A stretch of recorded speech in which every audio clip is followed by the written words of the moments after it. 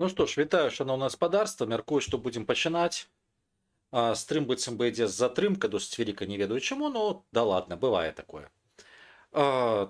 Тэма сённяшняга стрыму гэта падзеі ў Беларусі, палітычныя, эканамічныя, што адбылося, асабліва зважаючы на тое, што адносна нядаўна, дакладней, у межах гісторыі адносна нядаўна былі вялікія пратэсты. Гэта маю на ўвазе 20 год. І падумаць, што будзе далей. Итак, коротко давайте з таго, што адбылося ў двадцатым, на маю думку. Ну, па-першае, гэта палітызацыя значнай часткі беларускага насельніцтва, якое раней існавала у, назовем так, такіх сабе рэзервацыях інтэлектуальных, культурных, іх заўгодна, палітычных. І старая сацыяльная дамова, што людзі могуць, у прынцыпе, зарабляць сабе на жыццё, адносна камфортна жыць, быць мабільнымі, але пры гэтым не лезці ў палітыку. Пандэмія COVID яна падштурхнула гэтых людзей першую чаргу палітыку, далей згулялі і ўнутраныя і знешнія фактары. Ну, адпаведна, адбылася палітызацыя значнай часткі насельніцтва, яшчэ раз, тое, чаго раней не было. Другая рэч, якая была вельмі балючая для Лукашэнкі, гэта тое, што ў палітыку прыйшлі людзі, якія звыкліся разлічваць самі на сабе, зноў-такі, з тых самых рэзервацый. Гарадскі сярэдні клас. Гэта была ключавую, скажем так, ядром пратэснага руху. І фактычна вакол яго багата што круцілася, таму што так, мне зараз кажуць, апрацоўныя, сяляне, все іншае, так. Але пытанне без гэтай групы не было б такой масавасці, не было б у тым ліку эфекту, ну, у тым ліку частковага самафінансавання, таму што давайте узгадаем данаты і так далей. Гэта другі складнік. Трэці складнік, які, на жаль, спрычыніў тое, што гэтыя падзеі не маглі прывесці да змены ўлады, і багата хто на мяне у 20-м годзе моцна крыўдаваў. Мабілізацыя была эмацыйнай. На эмоцыях, калі ты не фармуеш, назовем так, сталыя структуры, якія могуць перахопліваць уладу, калі ты не фармуеш суб'ектнасць з другого боку, такія пратэсты, гэта, фактычна выйсці сказаць, што баба Яга супраць. Але для змены сітуацыі, для змены ўлады гэтага мала. Таму так, па вялікім рахунку, сталася, што можа падацца, выхлап быў халастым, але не зусім. Таму што ёсць яшчэ чыннікі з іншага боку, пра якія казаў досыць даўна, гэта беларуская сістэма кіравання, альбо сістэма улады. Пірамідальная, так, у Беларусі аўтакратыя, яна ўзнікла не ў 20-м, не ў 22-м годзе, яна ўзнікла значна раней. Іншая справа, што шмат хто гэтага не заўважаў, жылось камфортна, яшчэ раз старая сацыяльная дамова. Але ў такой сістэме ёсць адна хіба, якая прыводзіць або спрычыняе дэградацыю ўсёй гэтай піраміды. Калі ты замыкаешься на одну асобу, пытанне ў лаяльнасці. Лаяльнасць можа быць лаяльнасць ідэалагічная альбо лаяльнасць асабістая. Паколькі у нас аўтакратыя персаналісткая, таму што сам Александр Григорьевич Лукашенко, як бы ён шмат не гаварыў пра неабходимасць беларускай ідэалогіі, з гэтага нічога путнага так і не атрымалася. Таму ідэалагічна лаяльнасць быць не магло. Адпаведна, лаяльнасць асабістая. І вось калі ёсць лаяльнасць асабістая, адбываецца цікавы працэс. У вас ёсць, допустим, два чалавекі, якія на ўзроўні, калі браць беларускі ўзровень, на ўзроўні 10 раёна альбо в обласці пачынаюць расці, альбо дэпартамента міністэрства. Адзін з іх, ён разумны, можа браць на сябе адказнасць, самастойны, але ён дазваляе сабе кпіць з начальства, выказвацца крытычна наконт прынятых рашэнняў і так далей. А другі проста кажа, што я люблю свайго начальніка, я люблю прэзідэнта. У беларускім варыянце здагадайце з 3 разоў, хто лепей зробіць кар'еру, альбо хто хутчэй зробіць кар'еру. І менавіта так і атрымалася, што на пэўным этапе на нізавым і сярэднім узроўні кар'еру пачалі рабіць досыць, ну, як бы так сказаць, каб не абразіць, ну, скажем, не надта разумныя, але вельмі паслухмяныя. У такім варыянце, калі сітуацыя абсалютна спакойная, то і не трэба нічога мяняць, фактычна вот сістэма працуе, дзяржава працуе у старых алгарытмах, гэта сістэма можа падацца ідэальна, таму што з гары аддалі наказ, і ён да самага нізу выкананы вот як прапісана. Але гэты наказ, паколькі на нізавым узроўні людзі не надта разумныя, яго трэба распісваць так. Каб зранку выпіць кавы, падняўся, зубы пачысціў, падыдзі, уключы, там, не ведаю, пліту. Уключыць пліту трэба вось так-то. Ну і фактычна кожны крок. І калі такі алгарытм распісаны, все так галочкі ставяць, выконваюць. Калі трэба браць на сябе адказнасць, то яны ўпадаюць ступор, яны чакаюць, што скажуць з гары. Тое самае было падчас ковіда, калі, як памятаеце, камунікацыя была праваленая. Тое самае было, калі пачаліся пратэсты, фактычна. А што рабіць? І шмат у чым якраз сярэдні нізавы ўзровень яны праваліліся. І больш таго, вот, напрыклад, тое ж самае гарадзенскае начальства, якое дазваляла людзям хадзіць, выказвацца, яно не ўсідзела пасля 2020 года. Большая частка на пайшлі на паніжэнне або кудысьці красавалі. Хаця з пункту гледжання працы мясцовага кіраўніцтва гэта якраз такі быў адэкватны крок выпусціць пару і спрацаваць на дээскалацыю. Чаму? Ну, таму што вся рэшта піраміды выканальнай, яна складалася з добрых выканаўцаў, але не надта добрых арганізатараў ці не надта разумных людзей. І па вялікім рахунку гэта частка атачэння Лукашэнкі бачыла, таму што тыя ж самыя змены ў канстытуцыю напланаваліся яшчэ ў 2019 годзе, пра гэта таксама пісаў. 2020 год у нечым з аднаго боку падштурхнуў працэсы, з другого боку прытармазіў працэсы. То бишь ён падштурхнуў працэс фактычна палітызацыі грамадства і падштурхнуў працэс згубы Лукашэнкам базы падтрымкі, шырокай базы падтрымкі, або базы нейтральнасці, якая успрымала, што няхай будзе ён. Але з другого боку ён замарудзіў працэс вось менавіта такіх зменаў, ну, хутчэй, я б сказаў, палітычных. Ну і скіраваў іх на пачатковым этапе, у тым ліку у рэпрэсіўнае рэчышча, ну, таму што Лукашенко так, з аднаго боку рэпрэсіі былі пасля любых пратэстаў, з другого боку он занадта напалохаўся, таму што першы раз пабачыў, што рэальна он можа зляцець. Прычым так канкрэтна, вось гэта проста верагодна. Другі чыннік, які падмарозіў сітуацыю ў Беларусі, адцягнуў пэўныя змены, гэта вайна в Украіне. Ось, таму што так, тут пытанне таго ж самого рэферэндуму, пытанне і таго, як гэта все ствараецца. Але я паўтарыў тое, што казаў 8 жніўня 2020 года, што я дасюль перакананы, што гэта ягоны апошні поўны электаральны тэрмін. Чаму так? Таму што, па-першае, пытанне дэградацыі сістэмы яны не вырашаныя. Зараз сітуацыя дынамічная, адпаведна, ты мусіш рэагаваць. Да, в прынцыпе, і ў 2019 годзе сітуацыя была дынамічна, таму што змена характару сусветнай эканомікі яна таксама вымагала пэўнай рэакцыі. Таму ты мусіш адпавядаць часу, і ёсць запатрабаванасць на адносна разумных, самастойных і людзей, якія могуць браць на сябе адказнасць. Такіх у пірамідзе Лукашэнкі, асабліва падчас такого заціскання гаек, становіцца ўсё меней. Другі чыннік гэта, і сыходзячы з гэтага, ты можаш набыць, прывесці якіх заўгодна кансультантаў вельмі разумных, але пытанне, ці будуць выконвацца іх парады, іх рашэнні. Другі чыннік гэта ціск знутры. Вось эканамічная база, тое, на што не звяртаюць увагу значная частка апанентаў Лукашэнкі. У Беларусі істотна змянілася структура беларускай эканомікі. Яна не савецкая. Яна у нечым дастаткова тэхналагічная, калі параўнаць з суседзямі.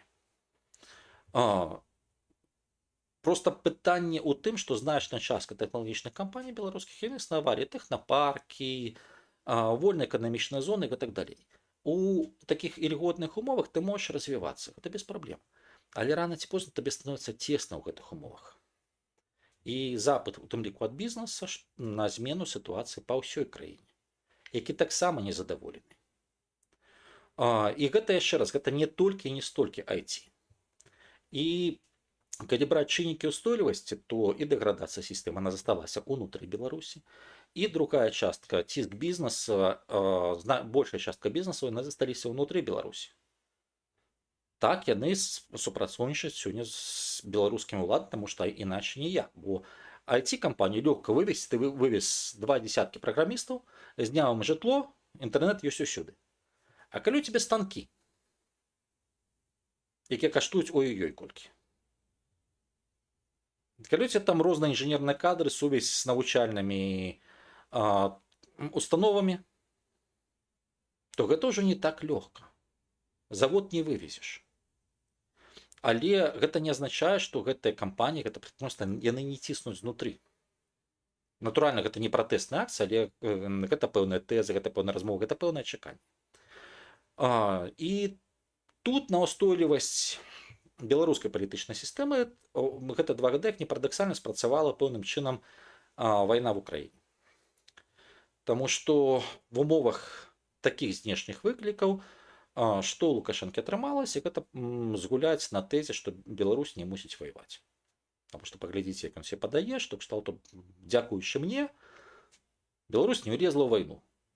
Прычым для тых, хто каму бліжэй Расіі, ён падае, што мы з Расіяй, але выконуем сваю ролю, для іншых проста што не влазім. І таму для яшчэ раз значнай часткі насельніцтва сітуацыя такая, што ў цяперашнім часе няхай будзе гэтай, яна спрацавала. Але яшчэ раз гэта не азначае, што няма ціску на змены, няма чакання ў гэтай змены.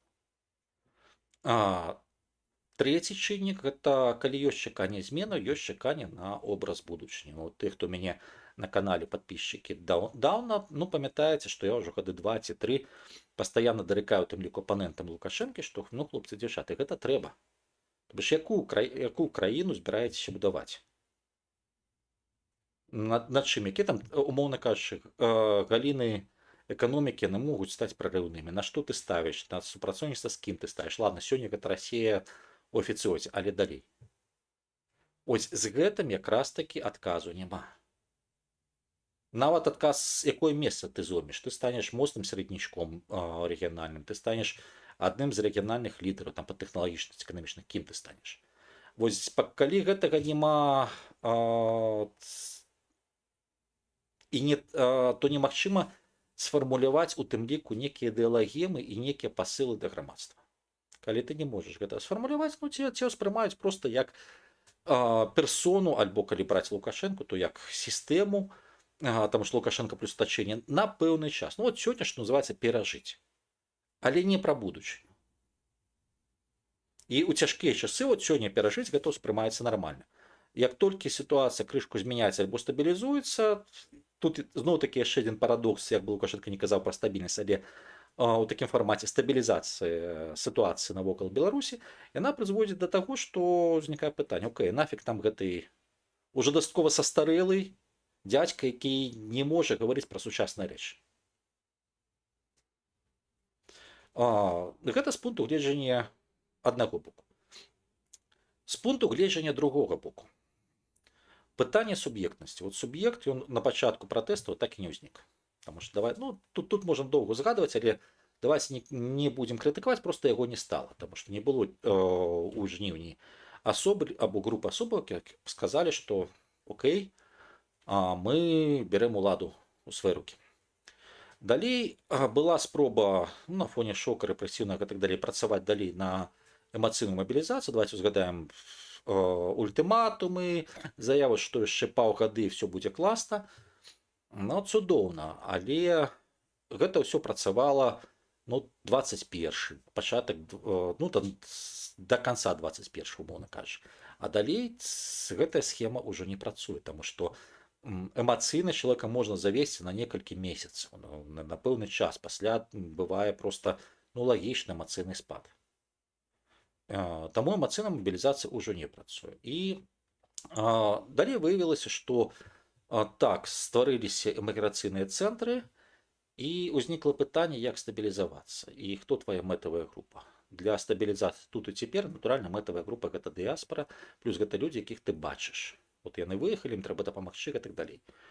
Калі ў цябе няма бачання, як працаваць унутры краіны, ну, таксама адпаведна ты адкладаеш гэта пытанне, пасля як-небудзь прыдумаем.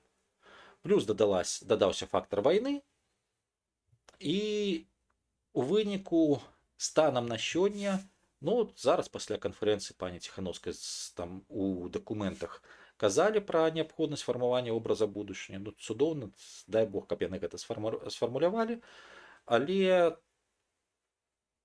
вызначэнне мэтавай групы, вызначэнне аналіза, дзе мы памыліліся, дзе слабы месцы нашай сістэмы, таксама не адбылося. Таму што зноў-такі в кулуарах гэтай канферэнцыі адмыслова глядзеў там 1,5 дні прынамсі, дэмакратычныя сілы малайцы, мы шмат чаго зрабілі добрага, але пра гэта мала казалі. Окей, але калі вы такія малайцы, калі вы так шмат зрабілі добрага, то чаму вы апынуліся ў гэтым месцы? Ну і тут узнікае пытанне, так а што далей? Прайграла беларуская дэмакратыя? Не. Яшчэ раз, таму што той бок такі ж самы слабы. То бишь, у кожнага ёсць свае магчымасці для, ну, скажем, ці ўтрымання сітуацыі, альбо свае плюсы. Для Лукашэнкі з аднаго боку немагчымасць або цяжкасць у працэсе фармавання ідэй, якой мае быць Беларусь. Таму апеляцыя да БССР, да ўсяго, дэградацыя сістэмы. Гэта памнажаецца на страх таго ж самага Лукашэнкі па прымяненню механізмаў, якія б маглі гэту дэградацыю сістэмы, ну, прынамсі, змякчыць альбо нівеляваць. Ну, тыповы прыклад нават унутры Расійскай Федэрацыі. Расію цяжка назваць дэмакратыяй. Паглядзіць, як утрымліваецца Пуцін за кошт партыйнай сістэмы. Тобто, так, ёсць Единая Расія, на Беларусі па ўзору Единой Расіі паспрабавалі зрабіць гібрид вужа ды вожык, атрымалі 3 метры калючага дроту пад назвай Беларусь. Ну, розуму ў гэтай партыі пакуль што я не бачу разумных рашэнняў або разумных нейкіх прапановаў, таму што агульнай пазіцыі мы падтрымліваем прэзідэнта, хаця партыя гэта ідэалагічная. Але параўноўваем зноў-такі з Расіяй. Ёсць, умоўна кажучы, для умоўных ностальгуючых па савку камуністы, калі ласка, ёсць для больш такого нацыяналістычна гарластага крыла ЛДПР, ну, зараз будуць гэтую партыю мяняць на штосьці іншае.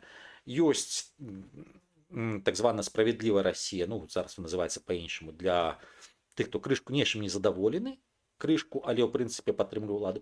І ёсць для такая рэзервацыя, катанічайскія новыя людзі, для, ну, умоўна правага, умоўна новага пакалення. Там таксама будуць свае рэформы, таму што гэта крыло будуць пашыраць.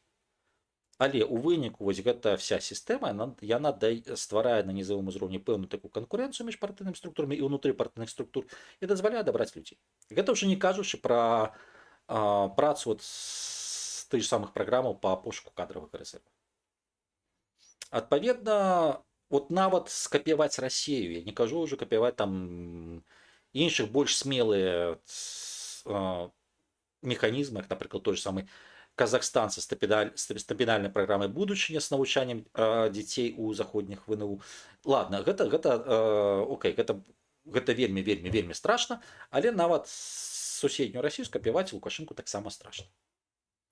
Таму ён бачыць тэарэтычна альбо яго атачэнне, што вот ёсць механізмы, але даць адмашку, што гэты механізм трэба запускаць, ну, неяк так не выпадае. І гэта працуе супраць іх нават у сярэднетэрміновай перспектыве.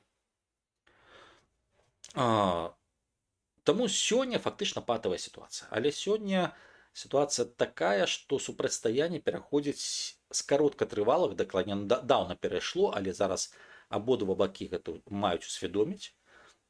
З кароткатрывалаў доўгатрывалы фармат. Што такое доўгатрывалы фармат? Перамагае той, хто лепей бачыць, што трэба рабіць, лепей камунікуе свае ідэі, і лепей рэагуе на ідэі апанента. Калі такія ёсць, таму што калі такіх няма, то гэта падарунак значит апанент просто занадта тупы. Вось ён просто з крытыкай, што умоўна кажучы ты не такі добры, значыць ён просто банальна дае табе фору. Яшчэ раз, гэта працуе два бакі. Калі будуць ідэі з боку апазіцыі там альбо дэмакратычных сілак, як яны себе называюць, ідэі што рабіць і будзе просто шальмаванне з боку Лукашэнкі, то гэта спрацуе супраць іх. Чаму крышку пазней? Тут пытанне сегментацыі беларускага грамадства. Калі наадварот, што вот у нас ёсць толькі дыктатар, ён вселенскае зло, але без аналіза ягоных рашэнняў, у тым ліку эканамічных і так далей, гэта спрацуе супраць апазіцыі. Таму яшчэ раз, у доўгатрывалай перспектыве той, хто лепей вот такім чынам камунікуе, апелюе да людзей, той мае лепшую базу. Таму што такі фармат ён не прадугледжвае, што сёння мы выйшлі на вуліцы і всіх знеслі. Не. Ён прадугледжвае планаванне хаця б на 1,5 гады, калі не на 2. Гэта цяжка, таму што для адных гэта просто, умоўна кажучы, дажыць да канца бюджэтнага года, а для других, маю на увазі до конца бюджетного года в Украине, а для других, в принципе, для других так само, в грантовом цикле так само до конца бюджетного года, але у грантодающих организациях. Тому и там это нават не год, тому что после принятия бюджета есть месяц на раскачку, это 11 месяцев планирования. Ну, прошу прабачэння, это смешно. Вось, тому ситуация, она агульная ва ўсіх. Другое, вельмі важная рэч. Пытанне мэтавых груп, на якія ты апелюеш. Вот тут якраз такі вельмі добрая праца, яка робіцца па даследаванню беларускай ідэнтычнасці. За што вялікі дзякуй людзям, якія гэтым займаюцца.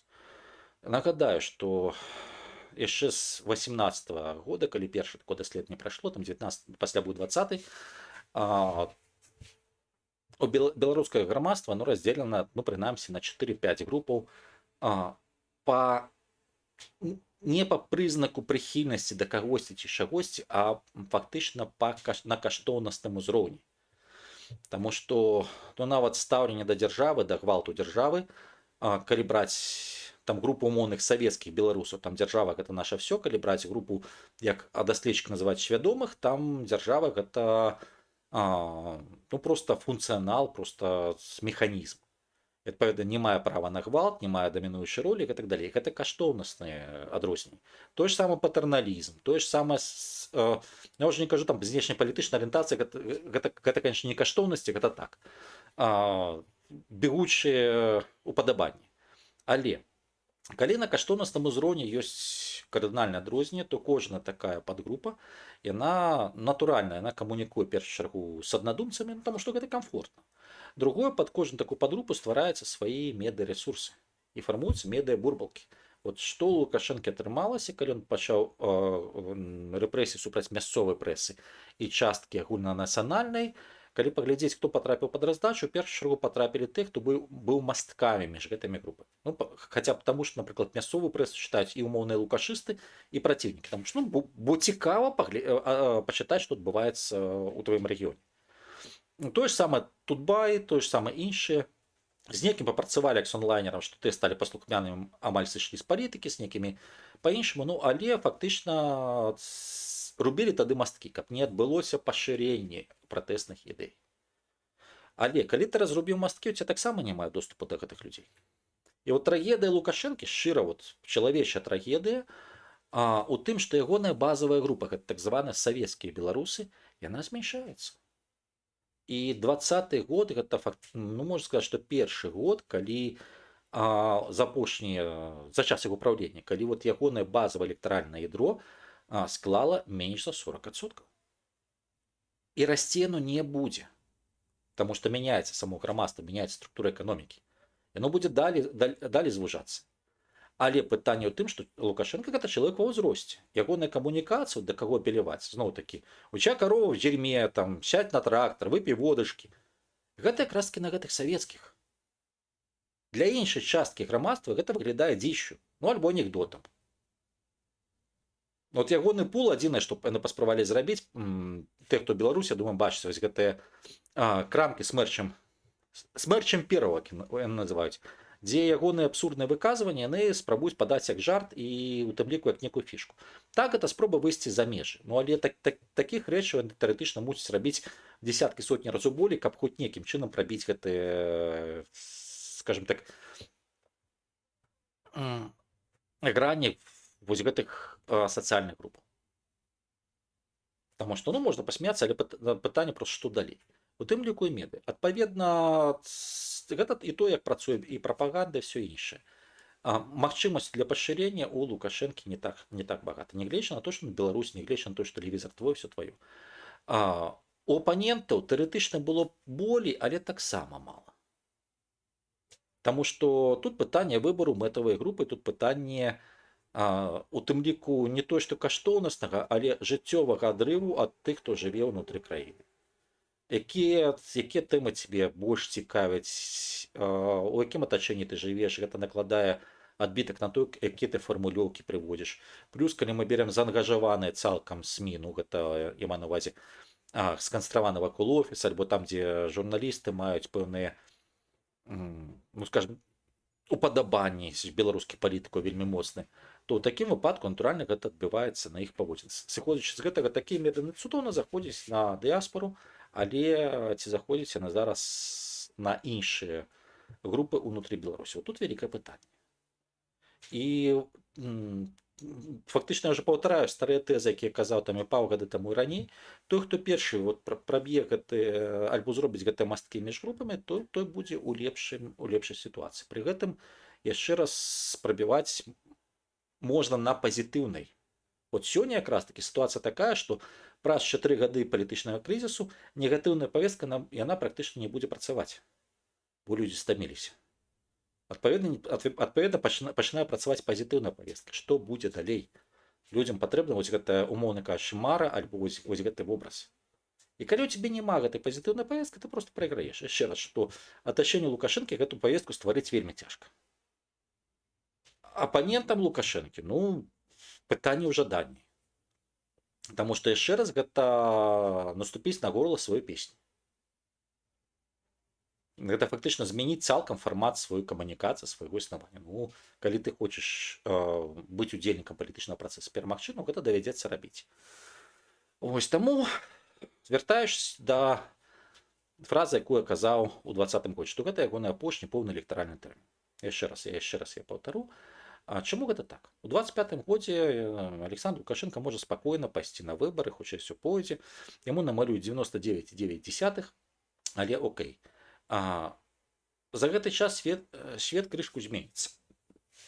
І наступіць час, калі знешніх выклікаў вот такіх, што трэба мабілізавацца ўнутры, адносна мала, а запрос на змены сістэмы ўнутры краіны будзе нарастаць. І гэта ізноў такі ўпіраецца ў непрацуючую ягоную сістэму. І тады атрымліваецца некалькі выхадаў.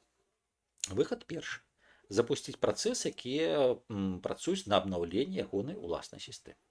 Але паколькі ёсць у тым ліку найноўшай гісторыі пэўны недавер да яго, паколькі ён кажа старымі тэзамі, у такім выпадку ён вымушаны будзе сысці добраахвотна, ну, на ту ж самую пасаду аяталы, гэта кіраўнік Беларускага народнага сходу.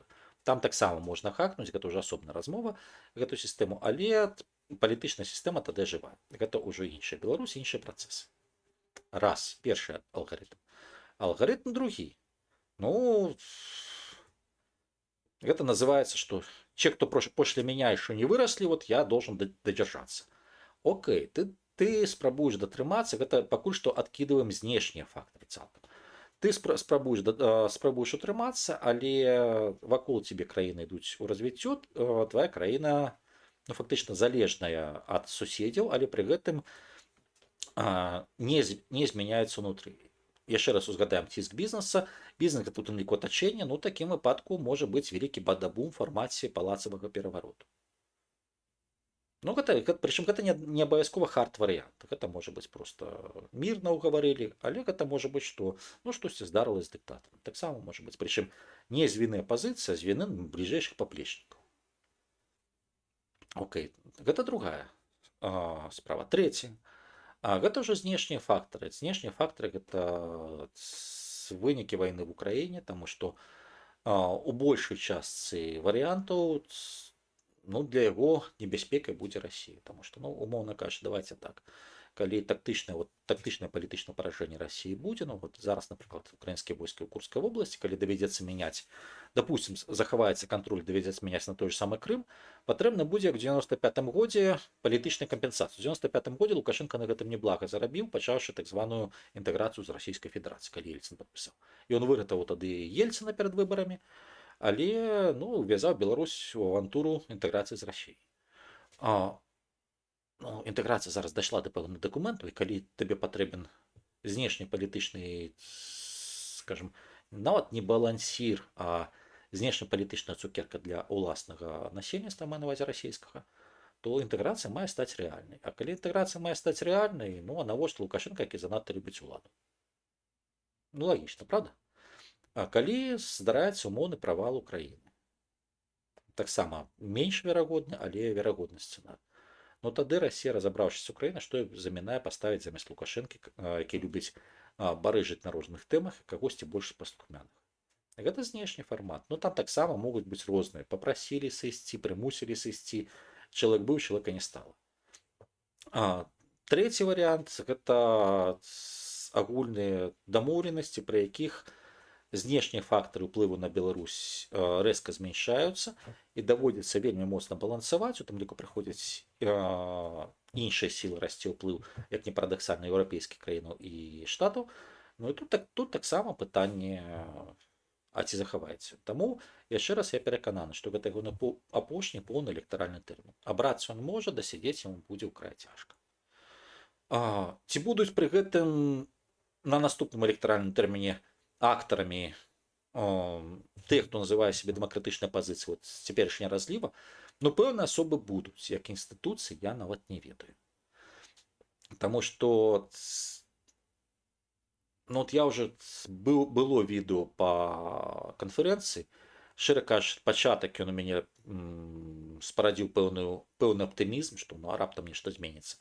А вось фінальныя дакументы і камунікацыя пасля гэтых фінальных дакументаў, тлумачэнне з гэтым прызначэннем нацыянальнага лідара, ну шчыра кажучы,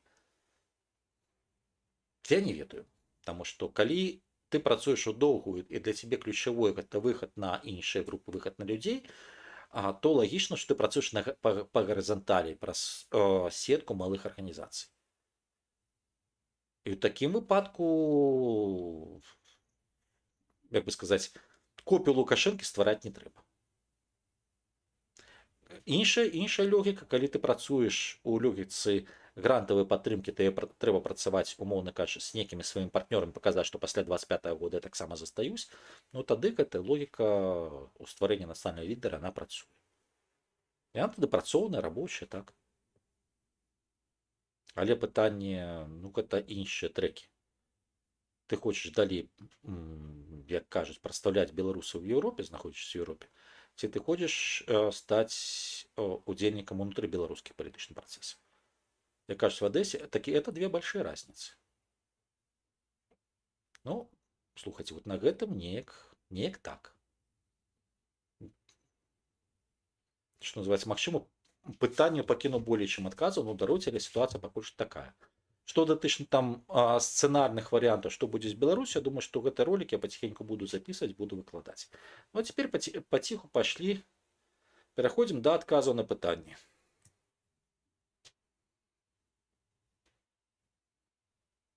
Так, поехали.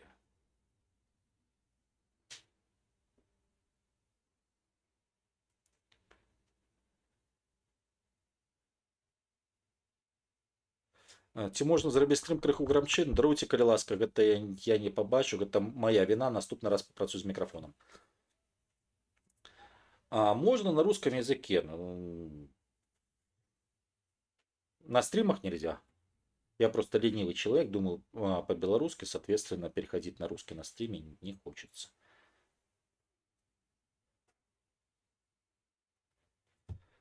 Пагрозы Польши перакрыць мяжу. Яны выглядаюць, як беларусы месяц другі, все атрымаецца. Ну і Лука і Кітай могуць себе дазволіць перакрыць ту мяжу значна больш часу. Ну гэта, наколькі разумею, і пытанне і адказ пра Польшу. Ну тэарэтычна так. Па-першае, трэба усведамляць, што перакрыццё аўтамабільнага транзіту або аўтамабільнага руху гэта не ёсць перакрыццё экспарту кітайскіх тавараў. Кітайскія тавары ідуць чыгункай. Просто падумайце лагічна, колькі будзе каштаваць гнаць фуру ад кітайскай мяжы, нават ад кітайскай мяжы, а не з цэнтральнага Кітаю да беларуска-польскай мяжы. Тавар будзе залатым. Таму, што датычна чыгуначнага транзіту, гэта апошняя кропля, але чыгуначны транзіт он перакрываецца ў самым крайнім выпадку. І ну, я не думаю, што Польша на гэта пойдзе на доўгі тэрмін.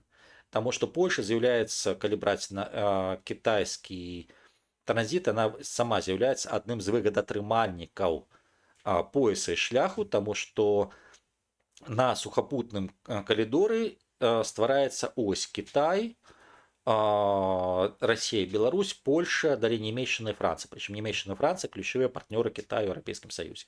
Пра гэта, дарэчы, было ў асобным віду, і паглядзіць прэзентацыю даклада «Чаго хоча Кітай», калі не памыляюсь, надоечы яго выкладаў. Таму у такім фармаце Польша рызыкуе не толькі эскалацыі адносінаў з Беларусю, што лагічна ў дадзеным выпадку, паколькі ёсць канфліктная тэма, але эскалацыя і з Кітаем, і з Нямецчынай, і з Францыяй. Што называецца, з двумя бакамі. Адзіны, хто ў такім выпадку будзе на польскім баку, гэта Злучаныя Штаты Амерыкі. Але ў Польшы ёсць цудоўны прыклад Літоўскай рэспублікі, якая паспрабавала згуляць у тую ж самую гульню. Што рабіць звычайным беларусам і чаго чакаць за мяжой? Ну, вельмі шырокае пытанне, нават не ведаю.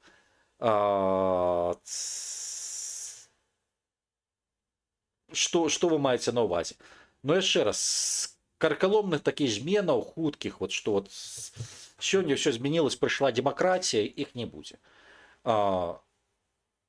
Займацца сабой, заставацца сабой, таму што у стане доўгатрывалае такое ідэалагічнае супрацьстаянне пытанне, хто вакол цябе. Хаця б, прынамсі, паклапаціцца, каб вакол цябе былі твае аднадумцы. Ці пераканаць, ці камунікаваць з такімі. Таму што калі такія людзі ёсць, далей гэта пашыраецца як кола на вадзе, рана ці позна, гэта калі будзе чарговая палітычная актывізацыя, гэта вы самі можаце стаць адным з палітычных актараў. Ігор, што вы думаеце наконт кіраўніка адміністрацыі Лукашэнкі Крутога? Ну, давайте так, Круты. Разумны дзядзька, адразу скажу, разумны і амбіцыйны. Пры гэтым ягоны мінус у адрозненні, напрыклад, ад значнай часткі спецыялістаў Мінэканомікі Нацыянальнага банку, што ён апроч усходняга вектара, ну, в першую чаргу расійскага, ён мала што бачыў. Таму што і ягоная праца прыйшлась так, з Еўропы тады працавалі, не так актыўна. Таму гэта чалавек, які будзе схільны давяраць, прынамсі, эканамічным распрацоўкам Расіі, але пры гэтым гэта, ну, назовем так, з катэгорыі беларусаў, які ўспрымаюць інтэграцыю з Расіяй як дабро для краіны. Але пры гэтым ўсё ж такі стаяць на беларускай глебе, не расійскай. Ну, гэта з такіх умоўных аля тэхнакратаў, але гэта, ну, не зусім так, ну, але ён не дурны. Ігор, як вы ставіце да Шыгельска? Ну, слухайце, Шыгельскага я ведаю даўна ведаю. Вось, мы таварышуем. Пытанне, калі ЗСУ зараз як нож скрозь масла пойдзе далей, якая імавернасць, што Путлер ужыве ядзерку? Ну, па-першае, далей, гэта пытанне сілаў і рэсурсаў. Гэта не так все проста, таму што гэта аперацыя, як я ўжо казаў, пачынаецца крэдыт, зараз Расія паспрабуе стрымаць. Другое, калі ты ідзеш далей і далей, пытанне забеспячэння і пытанне бяспекі тылоў, гэта ізноў-такі патрэбныя войскі, і пытанне цывільных адміністрацый, таму што адна справа захапіць 20-40 кіламетраў, другая справа захапіць у глыбіню 100-120.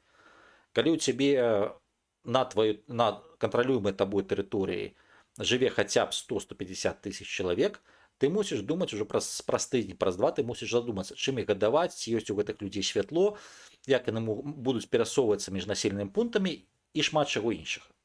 І гэта азначае у тым ліку стварэнне цывільных калабарантскіх адміністрацый. Таму не ўсё так проста. З пункту гледжання ўжыць ядерную зброю, ну, мы бачылі ўжо Савет бяспекі, Раду бяспекі Расійскай Федэрацыі. Путин пакуль што баіцца прымаць рэзкія рашэнні, баіцца браць на сябе адказнасць, таму што нават па працы, як яны называюць, з крызісам у Курскай вобласці, па розных накірунках ёсць куча адказных. З аднаго боку, гэта спроба схавацца за кучай людзей, з якіх можна пасля абраць вінаватага, а з другого боку, гэта ёсць яшчэ два рэзона. Першы рэзон, што калі ты прызначаеш аднаго, і гэты адзін раптам становіцца паспяховым, вось табе палітычны канкурэнт, якога насельніцтва ўспрымае як спасіцеля Расіі. Гэта небяспечна для Пуціна, гэта страшна. Другі варыянт, калі зноў-такі ты прызначаеш аднаго, гэты чалавек правальваецца, але гэта тваё прызначэнне. Тады зноў-такі хто вінен? Царь-бацюшка. Таму зараз Путін проста разгублены.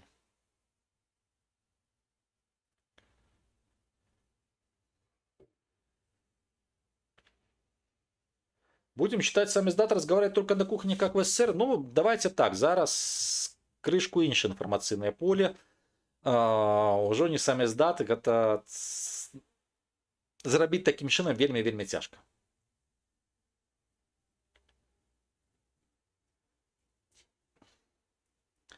А как демократическим силам можно выйти из своей информационной бурбалки, сложившейся в реалиях? Как им нужно изменить свою пропаганду? Может, есть работающий пример? Слушайте, я уже даже говорил, то есть, во-первых, политические лозунги люди в обычном своем психологическом состоянии не читают. Им это тупо неинтересно. Они могут этим заинтересоваться на неделю, на две, на месяц электорального. Потом становится... Все это политиканство, но утомляет. Что может быть? Первое. Еще раз. Ты формируешь... Что такое образ будущего? Это значит, что для меня будет лучше в Беларуси. На чем я смогу зарабатывать и так далее и тому подобное. Какую страну мы строим? Мы строим промышленную страну, аграрную страну, научную страну. Раз. Второе. Уже сам этот образ, если он нормально преподносится, причем на нескольких уровнях, потому что есть, условно говоря, относительно большой документ, если выжимка на одну-две странички, которую можно давать людям, которые любят читать такие вещи, есть, условно говоря, лозунги. Лозунги – это последняя вещь, которая просто должна каким-то образом зацепить, не более того. Второе. Смотреть, есть такая вещь, как измерители аудитории того же самого государственного телевидения. Смотреть, какие форматы заходят сегодня белорусам. Потому что целевая группа – это в том числе саппортеры Лукашенки. И там, если берем развлекательный контент, нейтральный, смотреть, что из этого ты можешь сделать. Начиная от кулинарных шоу, заканчивая каким-то автомобилем и так далее. Третье. История успехов самих белорусов. Даже те, кто сегодня выехал, диаспоры. Прошло несколько лет, можно найти таких успешных. Потому что вопрос, что можно быть успешным благодаря свободной экономике, благодаря чему-то, это тоже реклама. Но успешным это не значит политическим лидером. Еще раз, для людей, которые не вовлечены в политику, то, что ты стал руководить там 25-й или 26-й НГОшкой, для них это будет означать, что ты неудачник. Когда ты добился профессионального роста. Причем в разных направлениях. Кто-то прошел там, был рабочим, стал тоже квалифицированным рабочим, которого уважают где-то там. От такого варианта. У кого-то свое фермерское хозяйство. Либо а-ля фермерское. Кто-то пошел в бизнес. То есть такие варианты просто. Уехал доктор. Как он сейчас работает? Где он работает? И это опасно для белорусских властей сегодняшних. Потому что посмотрите пропагандистские каналы, как они любят показывать неудачи тех, кто уехал. И получается так, что максимум истории успеха — это кто-то стал ближе, ну, условно, там, к национальному лидеру, не будем называть фамилии. Это политический успех. А с другой стороны, государственная пропаганда говорит: а вот те, кто уехал, они там неудачники и так далее и тому подобное. Вот как это работает внутри Беларуси. А извне просто попыток работать с этим направлением тупо нету. Те же самые дискуссионные шоу. Я имею в виду не тогда, когда собрались 2-3 человека и они друг другу кивают, а когда реально спорят. А это популярно. Сделать это не проблема. Вот я сейчас с вебки веду стрим, но поставь ты 2 вебки, даже без режиссера, посади 3 человек за стол с микрофончиком. Для этого грант не нужен. Для этого нужно 3 человека, желание поговорить, разные идеи и умения. Скажем так, и наличие, точнее, этих идей.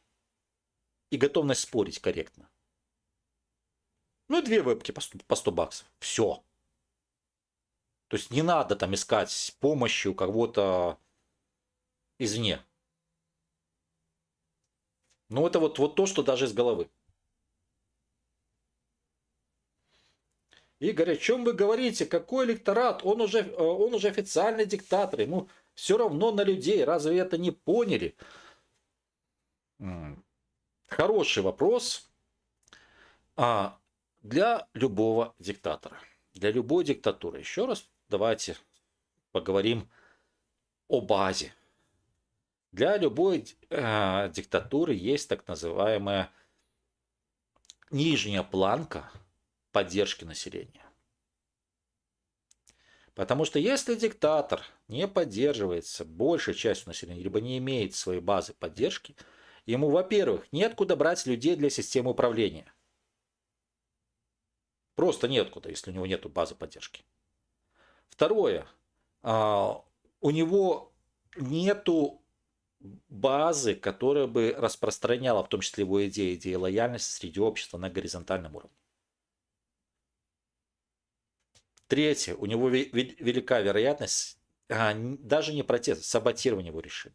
И четвертое, наконец-таки, если он абсолютно не имеет поддержки, то рано или поздно даже его окружение просто делает этому диктатору большой бадабу, может прийти другой диктатор. И вот это вот ядро, база, это называется электоральное ядро. Оно проявляется на выборах, даже которые не организуют. То есть, когда часть людей искренне приходит, голосует даже за диктатора. И вот если смотреть на истории диктатур, то большинство диктатур, если вот с точки зрения социологии, где электоральное ядро правящего режима сужалось менее чем до 20%, заканчивали плохо. В том числе физически плохо.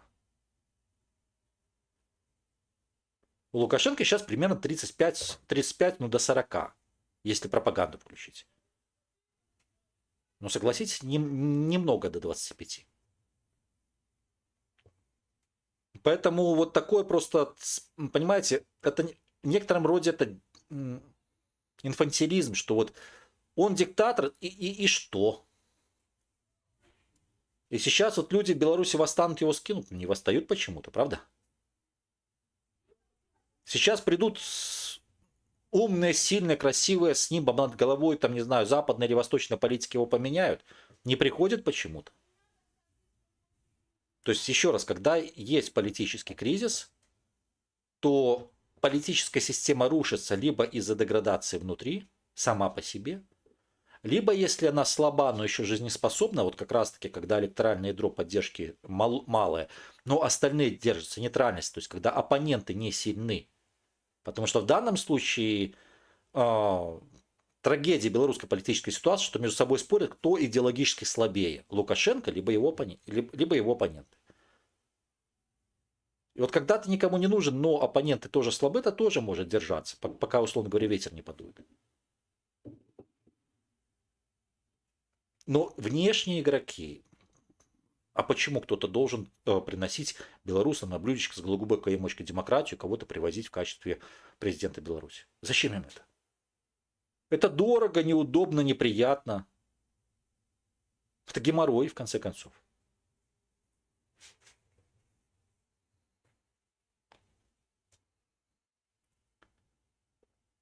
Лука кажа, што ім гамон, калі ражка паваліцца, чаму б нам не засярэдзіцца на павальванні ражкі, якраз самы спрыяльны шанец для вядзення інфармацыйнай, ну, наколькі разумею, інфармацыйных аперацый, калі ЗСУ пяліць яе на фронце. Ну, давайте так, пачнем з таго, што зараз так трывае паспяховая аперацыя, але ёсць некалькі сцэнарыяў заканчэння вайны, і пакуль што, на жаль, сцэнарый, што поўнае паражэнне Расіі досыць малаверагодны. Пра гэта я зараблю асобны ролик. Таму у нашым варыянце, яшчэ раз, ёсць розны сцэнарый з рознай ступенню моцы Расіі пры выхадзе альбо слабасці Расіі пры выхадзе з вайны. І ну, моя праца, у тым ліку у нейшым з такімі сцэнарыямі гуляцца, што называецца, для украінскага боку, але пытанне, што для беларускага боку гэта, ну, таксама, па ідэі, варта прыходзіць да планавання, магчымасць сваёй дзейнасці, разглядаючы, ну, розныя сцэнары. Таму што сцэнарны аналіз, он, ну, гэта, в прынцыпе, дастаткова зручная і карысная штука, калі ты умеешь им карыстацца. Игорь, как вы считаете, Лукашенко депутат незалежности? Я разумею, под кого это подкоп. Да, у нас частка наших политиков оппозиционных кажет, что не маюць легітимнасць як депутаты незалежности, які подписывали там декларацию по суверенитете альбо штось яшчэ. Ну, чисто по часе свайго депутатства, як не парадаксальна, Лукашенко таксама можна залічыць да тых самых депутатаў незалежнасці. Дарэчы, вельмі класны аргумент, калі наступны раз буду тролліць гэтых таварышаў, скажем так, неадменна ўзгадаю.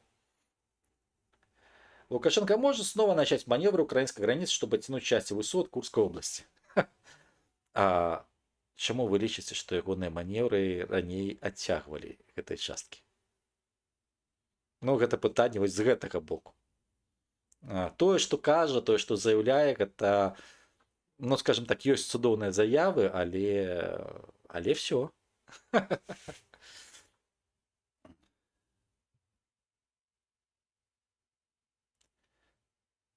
Игорь, как вы считаете, что крутой разумный дядька, который сказал, что ураган послал, чтобы диктатор порадовался, это разум? Давайте так, с точки зрения управленческих решений, с точки зрения риторики. Беларусь – это автократия. Причем сейчас это авторитаризм. Персоналистского типа.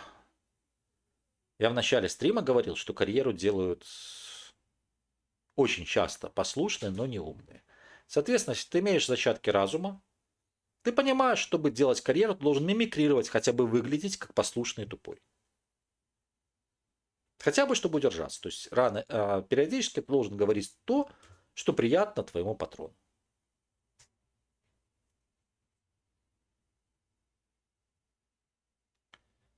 Как по мне, все главы администрации Луки конченые дебилы, это не исключение. Но, знаете, подобный подход я не раз слышал при анализе различных политических кризисов.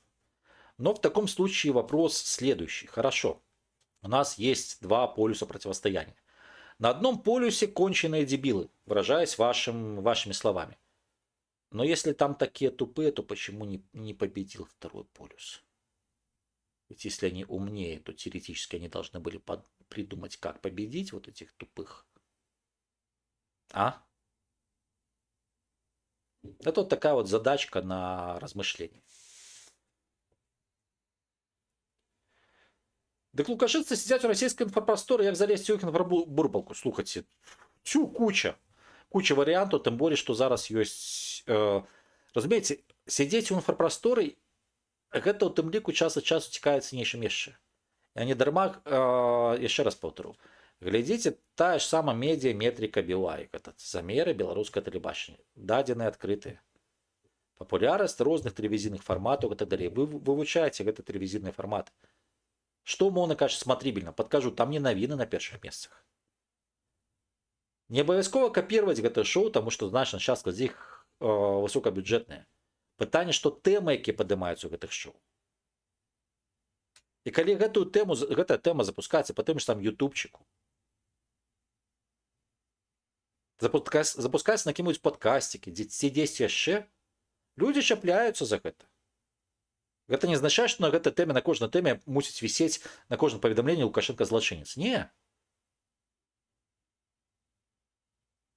Тэма з адмысловай падсветкай, дзе, умоўна кажучы, на 10, на 15 быццам бы нейтральных паведамленняў ці артыкулаў ёсць адзін, які крышку больш загружаны, які адсылае на іншы сяброўскі ресурс, дзе больш палітызаваны. Ну, у тых, хто займаўся, ну, назовем так, працай з грамадскай думкай, калі ты выходзіш на новую аўдыторыю, ёсць такая прымаўка, она гучыць прыкладна так, вот перакладзена на беларускую мову: не грудзі людзей, да не послан будзеш.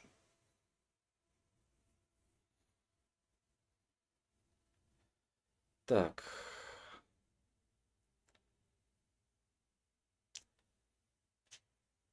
Франк, вечерка с часами за 20 тысяч евро. Это история успеха. Слушайте. Вопрос вот тоже. Что такое история успеха? Вот сейчас это попытка вот такого личного выпада. Я понимаю, что я сам во многом, ну, мягко говоря, не воспринимаю решение, либо специфику того, что делает Франтишек Вечерка. Но можно спорить о том, что ты делаешь. Касательно истории успеха. Успех – это в том числе и материальное отображение. Кто-то его демонстрирует, кто-то не демонстрирует. Это вопросы уже того, что в голове у каждого. Вот. Но говорить, ай-яй-яй, у него за 20 тысяч, ну, извините, ну окей. Если человек эти деньги украл, если есть доказательства, что украл, тогда да. Но это подшивается, как говорится, к делу, либо к обвинению общественному, если это, назовем так, общественный процесс. В остальном, а что мешает человеку на консультациях, политических консультациях заработать эти деньги?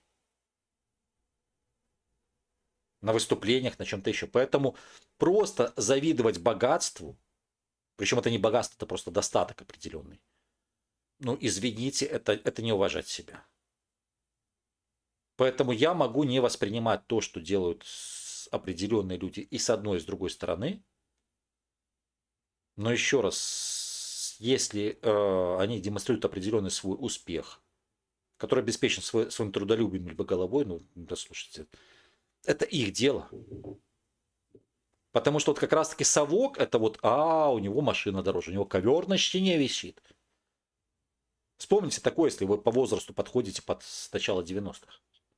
Вот это как раз-таки махровый совок. И с таким махровым совком, кого не меняй, будет все равно новый Лукашенко. Потому что Лукашенко играет на таких чувствах.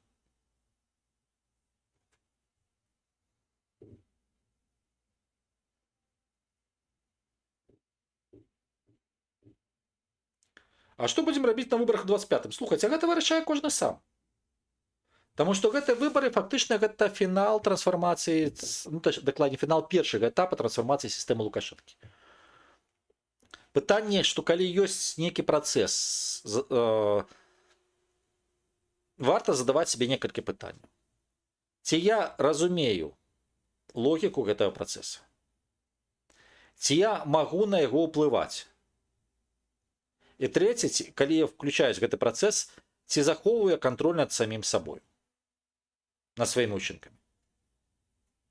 Калі больш за 2 адказа нет, то прасцей спакойна назіраць звонку і не надта паріцца наконт таго, як ідзе гэты працэс. Таму што все іншыя крокі, яны прыводзяць да аслаблення вашай персанальнай пазіцыі.